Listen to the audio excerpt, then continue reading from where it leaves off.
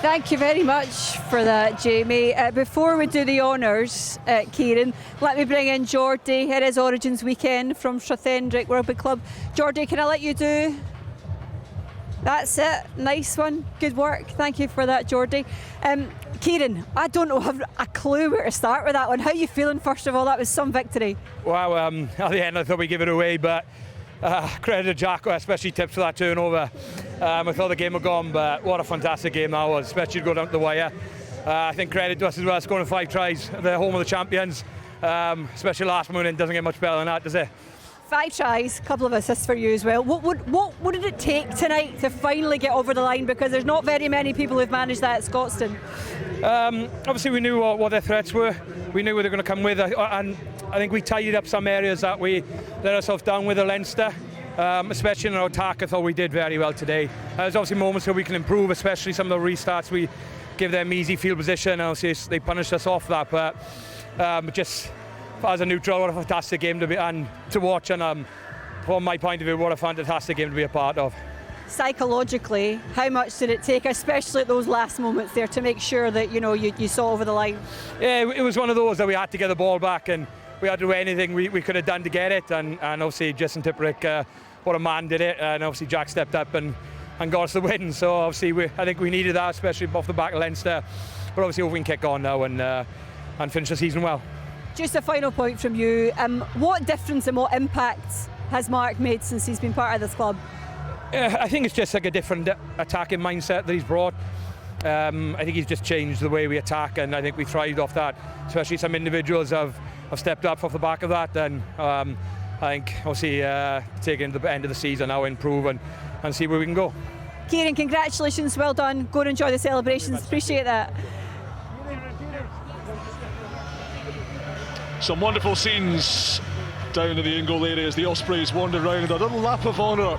Plenty of Welsh flags flying on this wonderful St David's Day night, and a few Ospreys flags fluttering down on the track directly beneath us as well. Special times these, special moments. Goodness me, Welsh rugby's been through the mill of late, but these Ospreys, these brave Ospreys, have proven they've got the mettle, they've got the panache to string some wins together, to mature and develop under Mark Jones, and to continue their rise up the table. Still very much in the hunt for the playoffs in what is an extremely congested middle third of that table. Glasgow still sitting second with those 2 losing bonus points tonight, but the likes of the Bulls and others will have the opportunity to overtake them in the coming weeks. And these Ospreys, these band of brothers, led brilliantly by Justin Tipuric. As Kieran Williams said, it was his turnover at the end that stole the show, and we can go and get some reaction from them in just a few minutes' time. You can see Ryan Wilson prowling with his microphone. The boys have got to do their huddle and their celebration first. Mark Jones is in there delivering those post-match messages. Huge win for him as well. He was due to take over from Toby Booth at the end of the campaign. Booth stepped aside just before Christmas time, and one of Mark Jones' first games is to go up against the Scarlets, the local rivals in the West Walian derby. Late Yeston Hopkins try, winning it for his team. But he's a coach going places, 47 years of age, still so much time to build his own reputation as a head coach, having been assistant here, having worked in New Zealand with the great Crusaders franchise, been at Worcester and Cardiff and the under-20s for Wales as well. So much to like about this Ospreys team tonight, and so much soul-searching for the Glasgow Warriors to do. Let's get some reaction from the home team, I beg your pardon, because the tallest man in the world, perhaps, is alongside Ryan Wilson. The tallest man in the world, almost. Yeah, almost. 650 days. How did it feel to run back out there? I know you didn't get the win, big boy, but good to be out there. Yeah, no, very good. It was quite a bit overwhelmed in the process for the week. But we knew, okay, it's game day, so I need to switch on and make sure all my clarity and roles are complete, yeah. Here's the wee one here, isn't it? Yeah, wee boy. Is he going to be his big dad? Yes.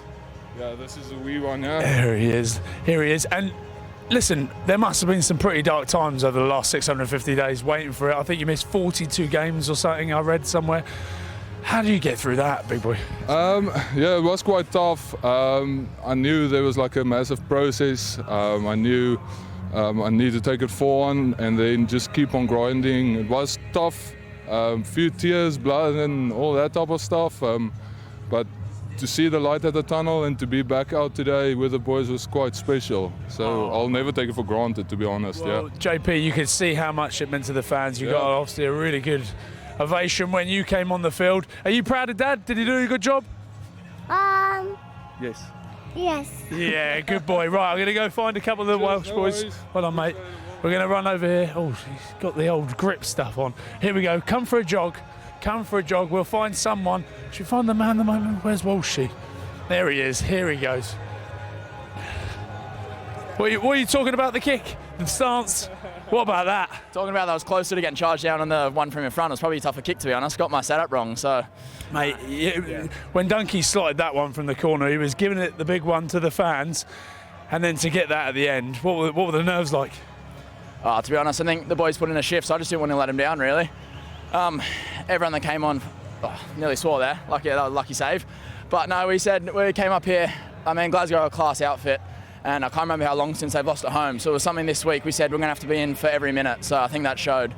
I mean, I'm off to restart there, but I'm lucky the boys are chasing it hard and getting a turnover. And I mean, as a 10-15, that's sort of just my job there. So there's almost a feeling about Welsh rugby suddenly after the turnaround in the national team. Obviously, you had a massive game against Leinster a couple of weeks ago, and now this.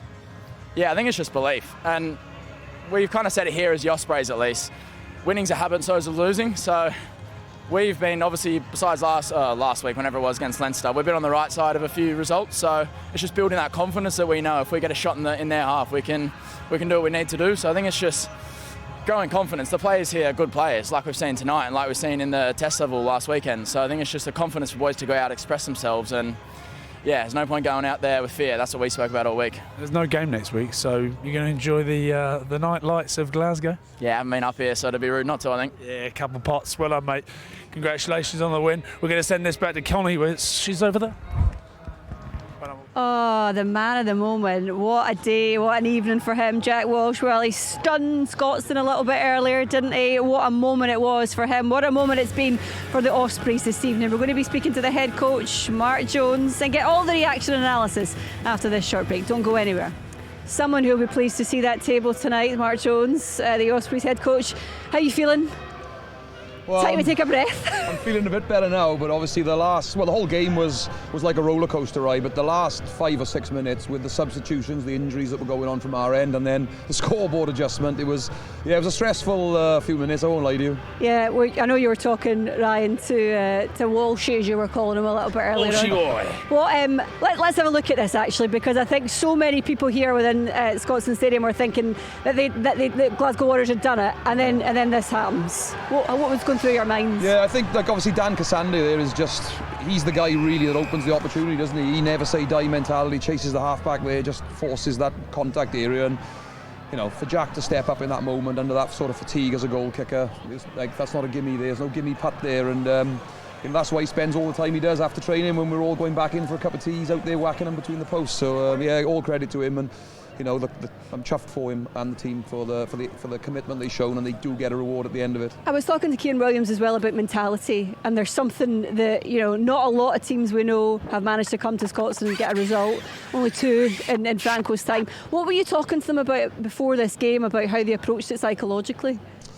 Well, look, we did set the challenge around their record, and somebody's got to take it at some point since the last loss. I think it was once since 2021. So we definitely used it as an anchor to sort of cling to, and we said that if we got our game right, we'd be in with a chance of it. And we showed it against Leinster last time out that we almost got the job done, but we were inaccurate. And we were pretty accurate in the first half, and then the inaccuracy crept back in, and it looked like we'd probably let it slip. So we definitely used the home record as a driver, but we talked more around our own performance, if I'm honest with you. Yeah, lightning start, Mark, and obviously you got the tries on the board nice and early. But did you just feel that at times, especially in your own 22, you were giving penalties or making a mistake, just allowing them back into the game, and you can't do that against Glasgow, can you? No, they're a very aggressive team at the contact area, and we tried to match that up with our back row. And they're at the most dangerous when you're in your own half, because they can turn contact area penalties into driving mauls, which they're excellent at, into red zone carries. So we were very aware about it, but being aware and stopping it are two different things. And there was a little bit of naivety from us, little moments of switching off, tackle height, got them on the front foot a couple of times, and they're a good side. They're the champions. They're the best side in the competition until the final happens again. And we knew we'd have to be at our best, and we weren't far off it in that first half. We were pretty good. There were some big performances, but Morgan Morse for me in that first half, he's one to watch, isn't he? Yeah, he is, particularly on the attacking side of the ball there. Like his ability to beat people, get on a soft shoulder, and then obviously I think it was Keiran Hardy's first try, just the offload in the collision. The game is based around the contact here and the speed of it, and if you can avoid contacts with the ball, obviously it becomes very difficult for defence, and he's awesome at avoiding going to ground. He's got lots of work on, as we always say, but he's got a great mentality, a huge engine on him.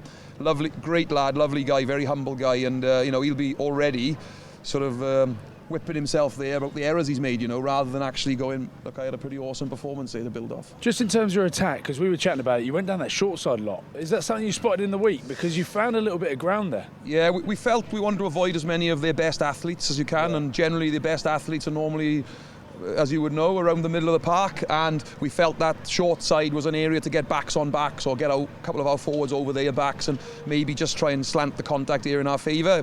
Look, it came off. It doesn't always come off, but that was definitely something we talked around in terms of avoiding the breakdown. And yeah, look, we didn't get it right all the time. There's a lot of silly little handling errors, forced passes, and we gave a lot of turnovers, which, as Shane said, led to us going back onto our back fence. But look, there's always going to, against the best teams, there's always going to be ebbs and flows, how you deal with them. And I thought emotionally we were very good around not chasing the game, not forcing things. We stuck in it, played ugly a couple of times in the middle.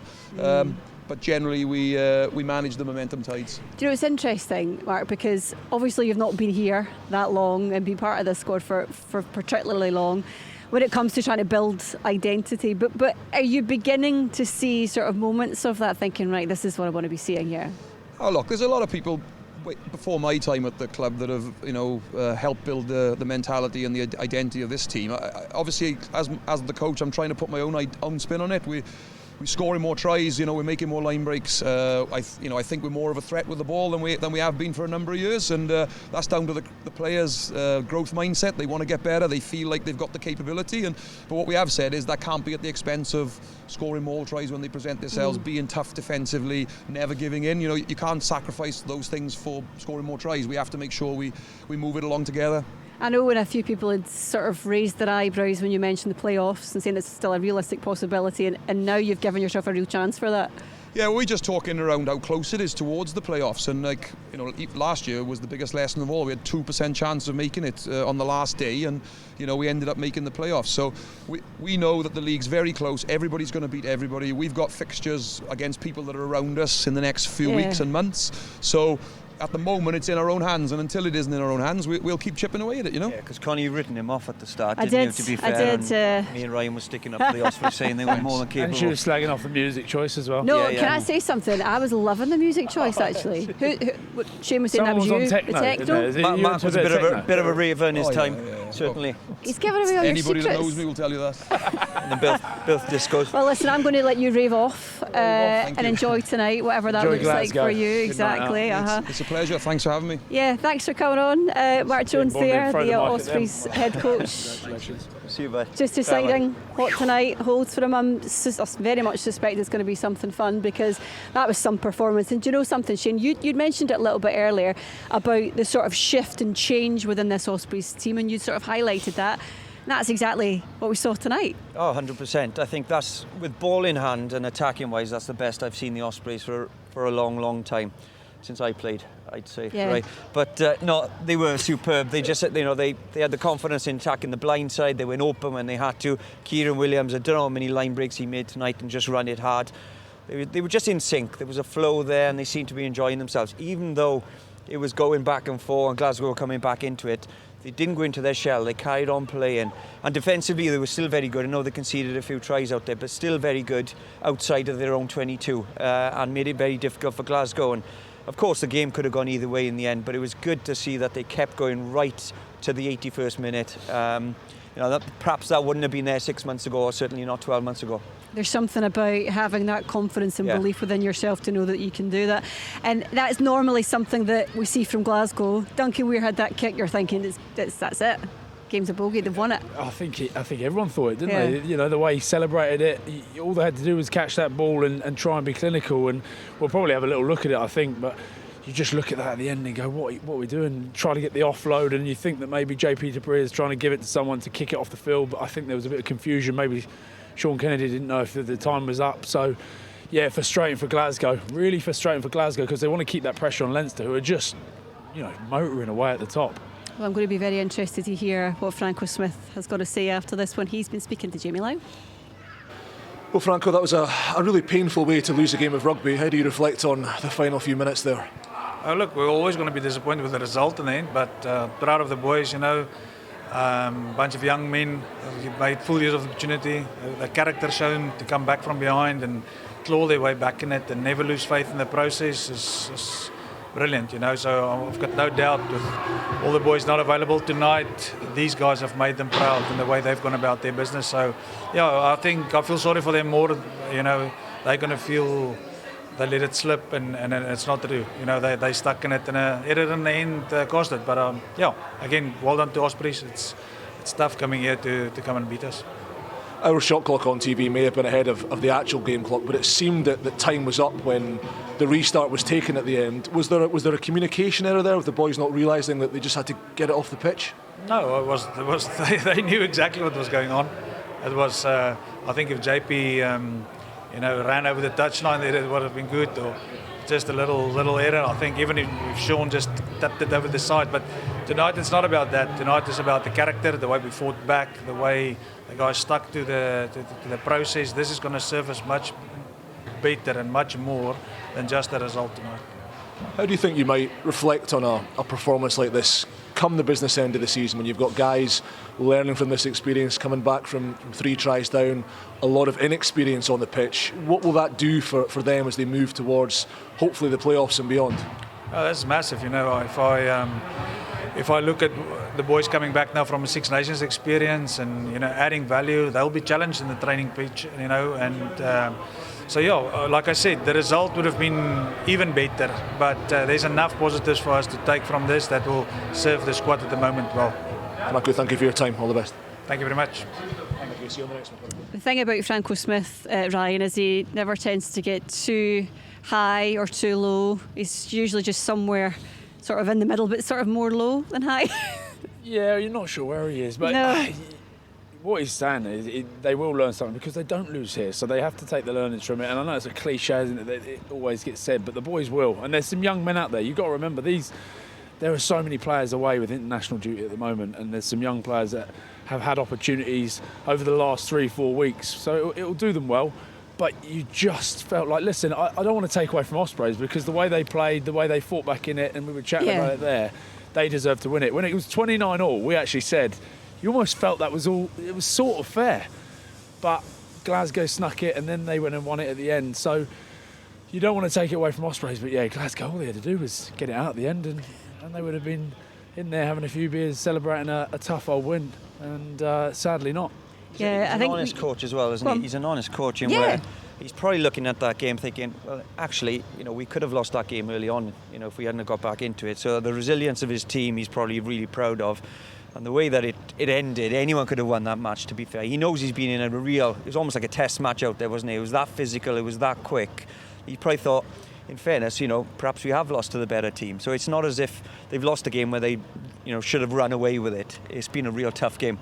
I think we were talking earlier on about Glasgow's ability to be able to sort of motor their way through. They've got that mentality, that ability when the chips are down to try and get things over the line. And I think at this moment, Ryan, you thought this was it. You thought this was a shift. Yeah, the forwards had plugged away here and they started to really find their groove. And it's a great pass by Ben Afshar.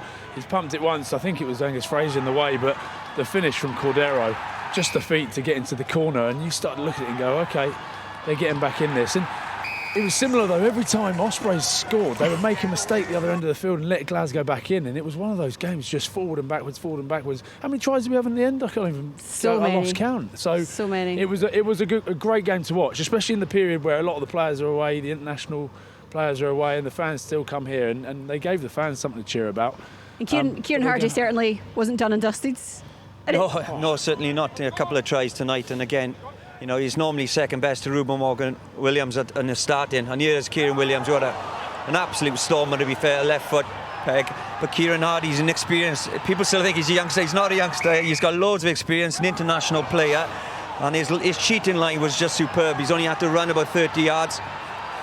You know, finishing off that try. It's not the first one he scored either, but the Ospreys just look far more comfortable ball in hand now, and the little passes out the back, little short runs. Keiran Williams, Kieran Hardy on the inside just looked far more clinical tonight. Do you think they look fitter under Mark Jones?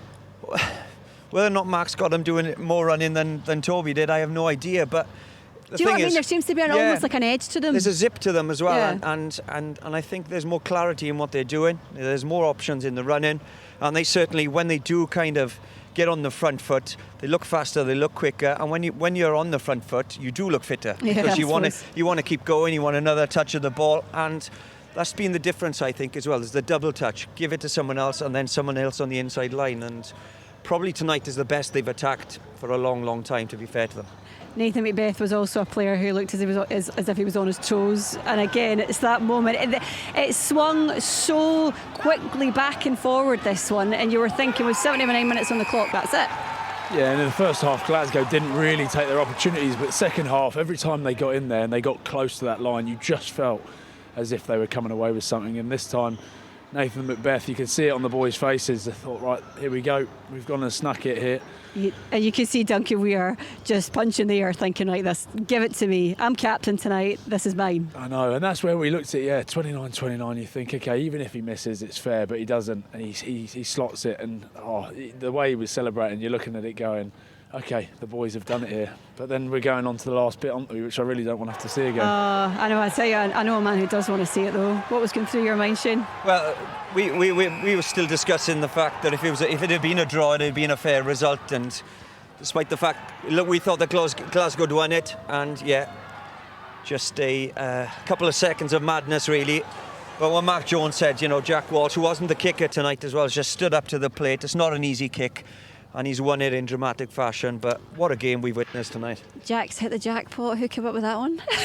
It wasn't you. That wasn't me. No. I'm ready for my bed. Listen, thanks so much, boys, for your time tonight. We've got so much for you to look forward to. Right now, it's Perpignan against Bordeaux. We've got Bayonne against Clermont. That's tomorrow from 8 o'clock on Premier Sports. And then the Champions Cup takes centre stage. It's Glasgow Warriors. Can they pick up after tonight's disappointment? Aberdeen against Dundee United is tomorrow, 2:30. And then Hearts against Dundee in the Scottish Cup quarter-finals next Friday from 7:15. And Celtic take on Hibernian next Sunday from 2:30. Thank you so much, guys, for your time tonight. It wasn't Glasgow's evening, but I tell you what, it was Ospreys. We'll see you again next time. Bye-bye.